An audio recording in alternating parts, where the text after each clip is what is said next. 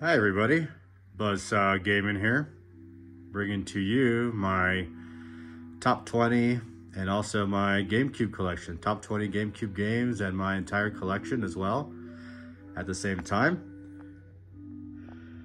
As you can see, I have my gaming buddy here, Ancho. He's my pet lizard, so he likes to game as well and have fun and walk around and cause destruction and bite things he shouldn't bite. So anyways, in the background on the CRT we have Wind Waker just playing right there, which is an awesome game, obviously. Now my history with GameCube, it's actually I didn't have a GameCube when it was relevant.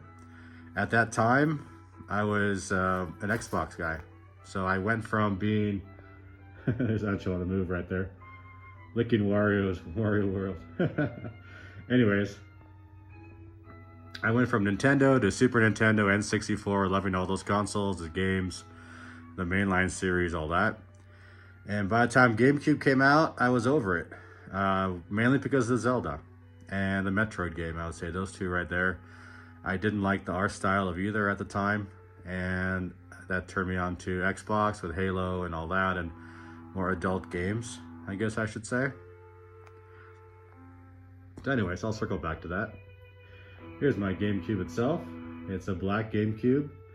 Now in general, I like the black systems. Like if you saw my Sega Dreamcast video, I do have the black Dreamcast, and I do have the black GameCube as well. So I like the aesthetics of it. The little memory cards, the mini DVD discs that they used, the proprietary discs to reduce piracy and all that, but also at the same time reduce the amount of capacity of the discs. So it's kind of a double-edged sword, similar to the N64 where they had cartridges they couldn't hold as much. Well, GameCube did a similar thing as well.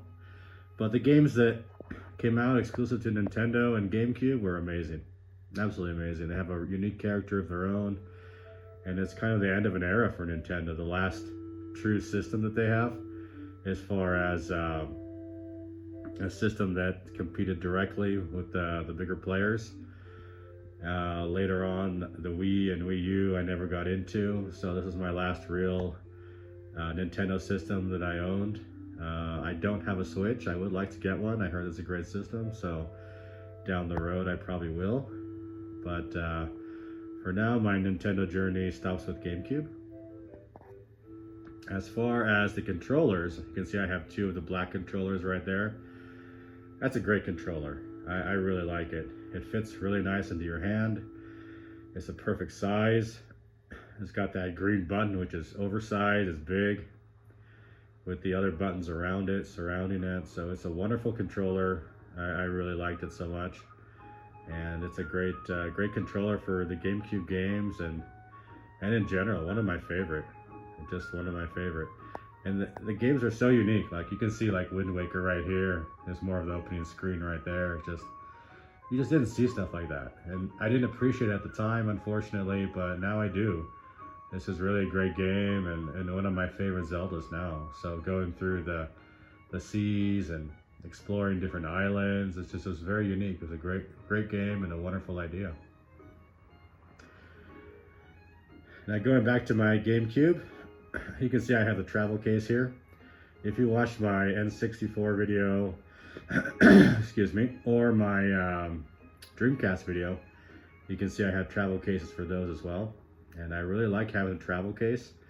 Of course, having complete in box is nice with the box art and all that, but those boxes get beat up, and I don't have too many complete in box systems other than my Super Nintendo, my Atari Jaguar, PS2, PS4, things like that, and the mini consoles as well. They're more recent. But anyways, as far as GameCube, I have the GameCube travel case. It's really great. It fits the controllers on top, both of them. The GameCube inside, the memory cards, the power brick, a couple games as well. Very compact and comfortable. It's absolutely wonderful.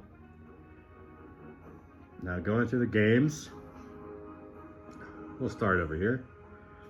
Like I said before, I have 20 games. This is Wario World. Now this character, I mean in general, I think this is his only like really exclusive kind of like mainstream game, I guess you could say, mainline game. But I just love this character. It's so fun. Like he was in Mario Tennis and the N64, and I just love how big and fat and strong he is. He's a funny character, and a little bit on the evil side and greedy, but in a fun way. So yeah, that's an awesome game. I highly recommend it. It's not too crazy expensive, I think, right now. I mean, you're beating up dragons, not dragons, but dinosaurs and things like that. So it's a wonderful game. Geist. This comes from Poltergeist. Basically, you take over different objects and people and things like that to scare people and to beat the game. It's a nice spin on a first-person shooter, so it's really unique for the GameCube. I like that as well. I like it a lot. Now, the two Metroid games, Metroid Prime Echoes. Now, at the time, like I said before, I just wasn't thrilled with the direction that Metroid went in either. I knew it had to do this jump to 3D because it was time, but I'm a big fan of Super Metroid, and I think that's my favorite all-time Metroid by far, I would say. But Metroid Prime Echoes, that world is very unique. They did a really good job of converting the Metroid world into a 3D environment. So it's a wonderful game. It's a lot of fun. It's really interesting. It's a unique Nintendo property, so I really love the Metroid series, and I'm looking forward to whenever I get a Switch to getting the new Metroid game on the Switch as well. Ikaruga. Now this, I believe, was a Dreamcast game, but I believe a Japanese Dreamcast game. Now on GameCube, it came out. It's a little bit on the pricey side, I believe, right now, but it's just a fun game, fun shooter. It just takes shooting to the next level, I would say.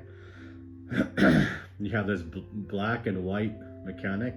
So depending on the color of your ship, you're either absorbing damage or you're taking damage. And you can imagine when you're going across a screen that's full of enemy missiles and projectiles all over the place, it gets complicated really fast. So it's a really hard game, but really rewarding and amazing graphics.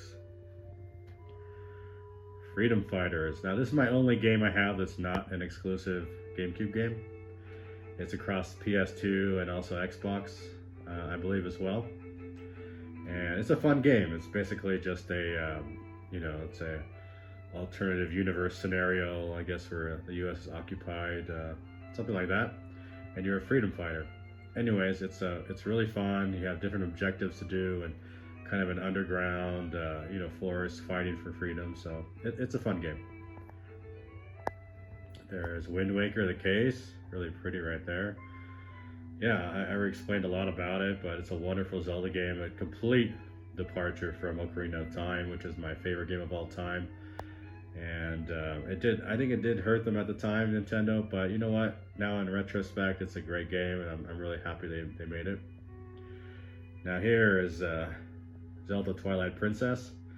This is probably the Zelda game that should have gone before Wind Waker, I would say.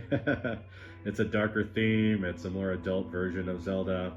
You turn into a wolf and different mechanics like that. So now I still haven't played all the way through it, so I'm partially on the way through the game right now. So anyways, it's a wonderful welcome to the Zelda franchise. Mario Golf.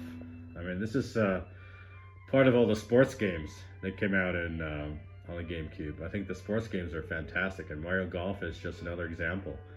It's just so much fun. It's so quirky. It's a great game. Pikmin 1 and 2. This is wonderful. I love Pikmin. Pikmin is probably my favorite new Nintendo franchise, I would say. Well, not that new anymore, but new to me. I mean, 1 and 2, I'd say 2 is the better game. It introduces more types of Pikmin and things like that. They can have different abilities. But the original is so charming as well, so they're really great games. If you haven't played Pikmin, I mean, this is a must-have for the GameCube. Absolutely must-have. It reminds me, actually, yeah, if you watched my PlayStation video, I had Warcraft 2 on there. and I had Command and Conquer Red Alert. It's kind of like those games, basically, except like in a kiddie format, like in a silly kiddie format. Basically, you know, fighting in your backyard with little monsters and things like that. So it's just an amazing idea, and it's a great IP, and I hope to follow it down the road when I pick up a Switch. Super Mario Strikers, probably the best soccer game, I would say. It's so much fun. It's quirky. It's got that Nintendo charm. It's a great game. I mean, I think that's one of those games that if you're into the Nintendo sports games, this is a must-have as well. Super Smash Brothers. I mean, this took the Super Smash Brothers from the N64, and this one, Super Smash Brothers Melee, took it to the next level. It's an improved game. It's a lot of fun. It's got more characters as well. Mario Power Tennis, another great game. I mean, along with all the other sports games on the GameCube, this is a nice addition as well. It's a lot of fun. It's really cool. It's quirky. It has good characters, good mechanics. It's a fantastic game. Mario Kart Double Dash. I mean, I would say this is probably my favorite Mario Kart game. I mean, I haven't played all of them, but of the ones I have played, this is my favorite one. I like the mechanic of having two on the cart, so you can have more variety. And it's a lot of fun. It's really quirky. It's just pure Nintendo through and through. It's a great game. They took their IP from Super Nintendo to N64 and just, you know, they kept improving all the way around until they came to Mario Kart Double Dash, and that's just a great game. I love it. Mario Superstar Baseball, again with the sports games for Nintendo for GameCube. It's absolutely wonderful. It's a lot of fun. It's just like the, you know, Mario Power Tennis or Mario Golf. It's you know, or Super Mario Strikers. It's in the same vein. It's a lot of fun. F-Zero GX. Now this is probably the best F-Zero game. It's a lot of fun. We only got 3 of them, but this is the 3rd one and final one. It's a lot of fun. It's really fast. I mean, really, really fast. The graphics are great. The mechanics are really good. It's an absolutely wonderful game. Super Mario Sunshine. Now here I love the graphics. I love the idea of Mario being on vacation in this tropical island. It's kind of like Zelda Wind Waker, and kind of like a tropical theme as well. And I really like it. For me, actually, I would prefer the N64. Super Mario 64 I like better, but I'm getting used to this one slowly. We'll see. Maybe in some more time I will like it more, but it's a solid entry in the Super Mario franchise. Luigi's Mansion. Now this is completely unique as well. Who would think Luigi would have his own game? But he does. He's looking for Mario, and this is a lot of fun as well. I think this was a launch title with the GameCube, I believe, and it's another one of those things that people expected a Mario. They got a Luigi. People expected a Dark Zelda. They got a cartoony Zelda. People, and then Metroid was flipped around as well. So all the main franchises of Nintendo came out differently during the GameCube era, which might have hurt them at the time. But in the long run, we love the GameCube. And Star Wars Rogue Squadron 2. I mean, the graphics of this game are unbelievable. It's beautiful. It's a really cool Star Wars game. It's a lot of fun. I really enjoy it. Yeah, it's another wonderful game for the GameCube. And here we go. That's my top 20. And also my entire collection for Nintendo GameCube. As you can see, my lizard Ancho ran off. He's probably hiding somewhere. But anyways, thank you for watching. Please like and subscribe, and any comments on what you'd like to see in the future, please let me know. Thank you.